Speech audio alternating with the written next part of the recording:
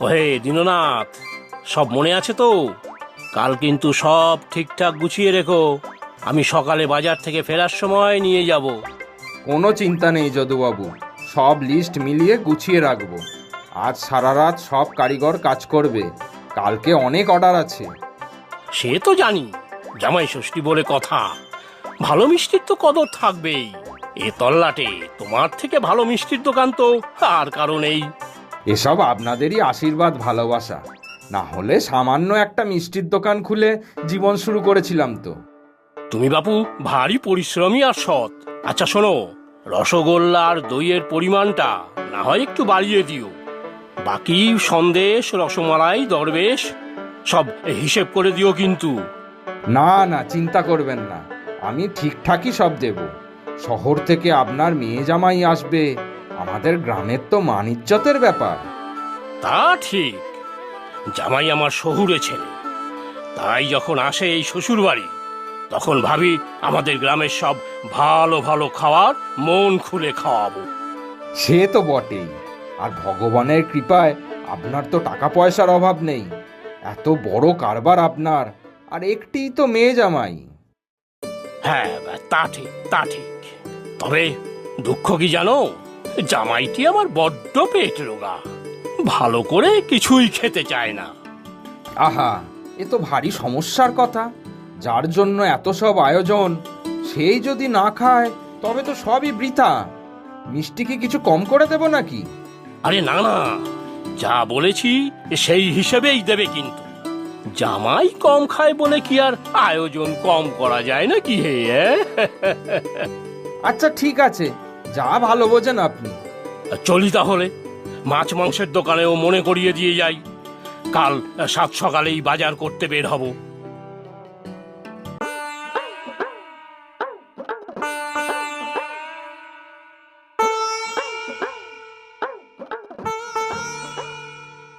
কি গো, এত দেরি করে ফিরলে যে? লিস্ট মিলিয়ে সব জিনিসপত্র বায়না করে দিয়েছো তো? হ্যাঁ গগিন্নি, হ্যাঁ, মাছ মাংস মিষ্টি সব দোকানেই বলে এসেছি, অগ্রিমও করা আছে। ফল আর তরকারি কাল টাটকা দেখে নিয়ে নেব।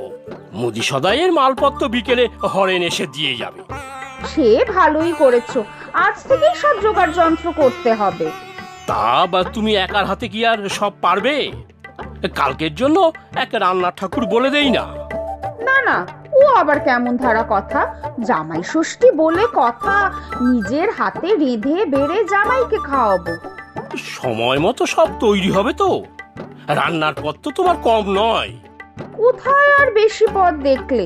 মনে নেই আমাদের বাড়িতে তোমাকে জামাই ষষ্ঠীতে নিমন্ত্রণ করে কত কিছু খাওয়াতো? হে, সে আর ভুলি কি করে গিন্নি, কমসে কম 30-40 পদ তো হতোই। তবে আমি খেতেও পারতাম খুব। একবার মনে নেই, এত খেয়েছিলাম যে আসন ছেড়ে উঠতেই পারছিলাম না। খুব মনে আছে। তারপর আমার দুই দাদা তোমাকে চ্যাং দোলা করে উঠিয়ে মুখ ধোয়াতে নিয়ে গিয়েছিল। শেষে ডাক্তার ডেকে ওষুধ আনিয়েছিলেন তোমার বাবা। সেই ওষুধ তুমি তো খেতেই পারলে না। আহা, বলো কি, পেটে আর জায়গা ছিল নাকি? ওষুধ খাওয়ার জায়গা থাকলে তো আরো দুটো মিষ্টি খেতাম। হা, হা, হা, হা। তবে দেখো, আমাদের জামাই কিছুই খেতে চায় না। তেল ঝাল মশলা সবকিছুতেই তার আপত্তি। তুমি বরং তার জন্য লেই ভাত আর কাঁচকলা, থানকুনি পাতা দিয়ে শিঙি মাছের পাতলা ঝোল করে রেখো। দুধ, জামাই ষষ্ঠীতে সেসব আর হয় কি? আর শোনো না, কাল কি কি রান্না করব ভেবেছি। যদি আর কিছু বাদ পড়ে যায় তাহলে বলো কিন্তু। হ্যাঁ তা বলো দেখি। তবে বাজারের ফর্দ দেখে অনেকটাই অনুমান করতে পারছি। আহা শোনোই না একবার। প্রথমে ওরা এলে কচি ডাবের জল, ফল আর মিষ্টি দেব, সঙ্গে দইয়ের ঘোল। সে ভালো, গরমের মধ্যে আসবে তো। খাওয়ারের সময় শুরু হবে বাসমতি চালের ভাত, গাওয়া ঘি আর ঝিরঝিরে আলু ভাজা দিয়ে। তারপর পটলের দোলমা, চিংড়ি দিয়ে মোচা ঘন্ট আর নারকেল কুচো দিয়ে এঁচোড়। পটলের দোলমাতেও নারকেল চিংড়ি আর মোচাতেও? পটলে দোলমাতে মাঝারি চিংড়ি আর মোচাতে ছোট চিংড়ি। বুঝলাম। আর গলদা চিংড়িও লিখেছ যে? আহা বলছি সব, একটু ধৈর্য ধরে শোনো তো। হ্যাঁ, ইঁচড়ের পর থাকবে ভেটকি পাতুরি, চিংড়ি মালাইকারি আর সর্ষে পাবদা, কচি পাঁঠার ঝোল আর রুই কালিয়া। ও, আলু পোস্ত বাদ? সে কি করে হয় গিন্নি? হ্যাঁ ঠিক বলেছ, আলু পোস্ত তো থাকবেই, তবে ইলিশটা দুপুরে বাদই দেই। সে কি করে হবে? আমি বড় একটা ইলিশের তো বায়না করে দিয়েছি। ঠিক আছে, ইলিশ না হয় রাত্রেই হবে, তবে বেগুন আর কালো জিরে দিয়ে পাতলা ঝোল। মনে নেই জামাই গতবার কত ভালো খেয়েছিল? সে তুমি যা ভালো বোঝো, তবে দুপুরে চাটনি পাঁপড় থাকবে তো? হ্যাঁ সে তো থাকবেই, আমের চাটনি আর আনারসের চাটনি, তারপর মিষ্টি। মিষ্টি নিয়ে চিন্তা নেই, দীননাথের দোকানের সব ভালো ভালো মিষ্টির বায়না দেওয়া আছে। হ্যাঁ, তাহলে আর বেশি কিছুর দরকার নেই, আমি সিন্ধুক থেকে রূপোর সব থালা বাটি গ্লাস বার করে রাখবো। সবই তো হলো, তবে জামাই কতটা কি খাবে কে জানে।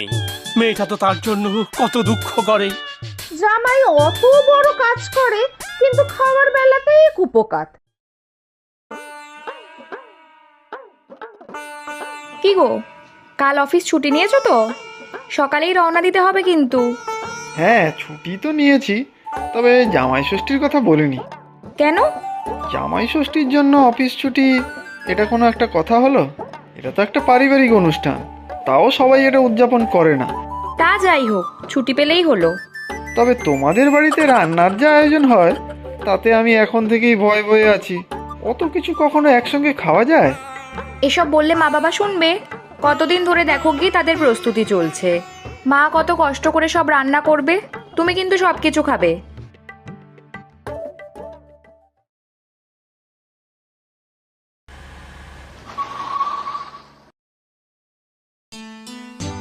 এসো বাবা এসো, আয় মা, কতদিন পরে এলি। তোমরাও তো একবার আসতে পারো মা আমাদের কাছে।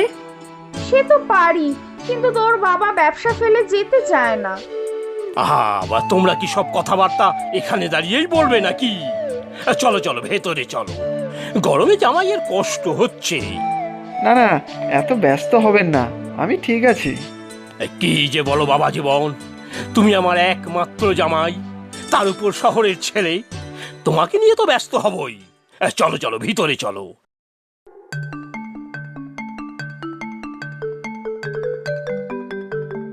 খাও বাবা, যা গরম বাইরে। এ কি করেছেন মা? এত সব আয়োজন কেন?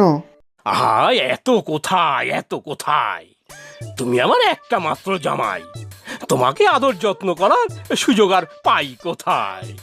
ঠিকই তো, বছরে এই একটা দিনেই তুমি আসো, তাই এইটুকু তো করতেই হয়। নাও শুরু করো দেখি। গিন্নি, হাত পাখা দিয়ে জামাইকে হাওয়া করো, গরমে কষ্ট হবে জামাইয়ে। বাড়িতে তো এসিতেই থাকে সারাদিন। হা হা হা হা। না না, আমাকে হাওয়া করতে হবে না। মা, আপনি এত কিছু সরান, দেখি আমার অস্বস্তি করছে। কি গো তুমি, বাবা মা কত আশা করে তোমার জন্য আয়োজন করেছেন, একটু একটু করে মুখে দাও। না না, খাবো না সে তো বলিনি, তবে আমি এই ডাবের জল আর ওই দইয়ের ঘোলটা খাবো, আর একটা মিষ্টি। সে কি, মোটে একটা মিষ্টি? এই তো খাওয়ার বয়স, এখনই তো খাবে। আমি শ্বশুর বাড়ি গিয়েই এক হাঁড়ি রসগোল্লা খেতাম, তারপর অন্য সব। হ্যাঁ, ঠিক আছে ঠিক আছে, অত জোর করো না জামাইকে, ও তো এখন আছেই, পরে ধীরে সুস্থে খাবে না হয়। সত্যি তুমি একটুও খেতে পারো না। আর আমার বাবা যখন তোমার বয়সী ছিল, এই এত এত করে খেত। কি বাবা বলো? তা ঠিক, এই জামাই ষষ্ঠী উপলক্ষে আমরা সবাই আমার বাপের বাড়ি চলে যেতাম, আমার অন্য সব বোনেরা আসতো, সে এক হই হই ব্যাপার। কম করে 30-40 পদ রান্না হতো, রাজ্যের খাওয়া দাওয়া। বলেন কি, 30-40 পদ?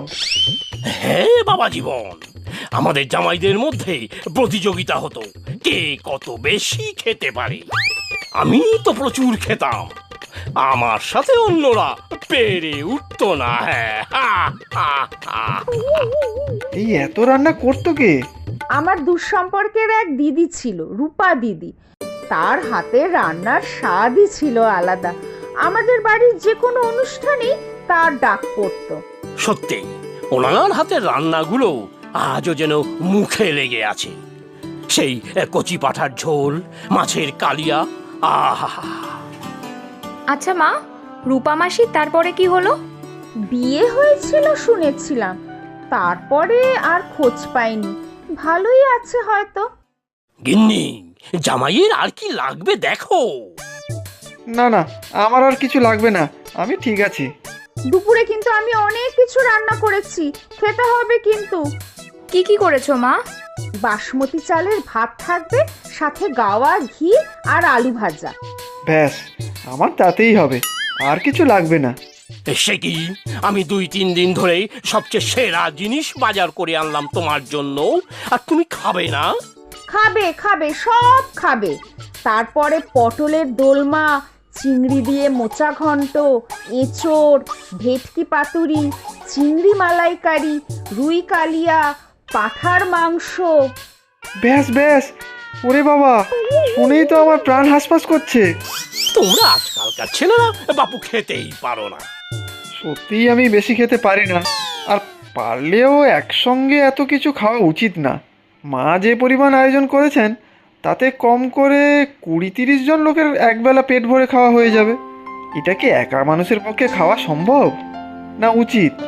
আমাদের এই দেশে কত মানুষ ভরপেট খেতে পায় না বলুন তো?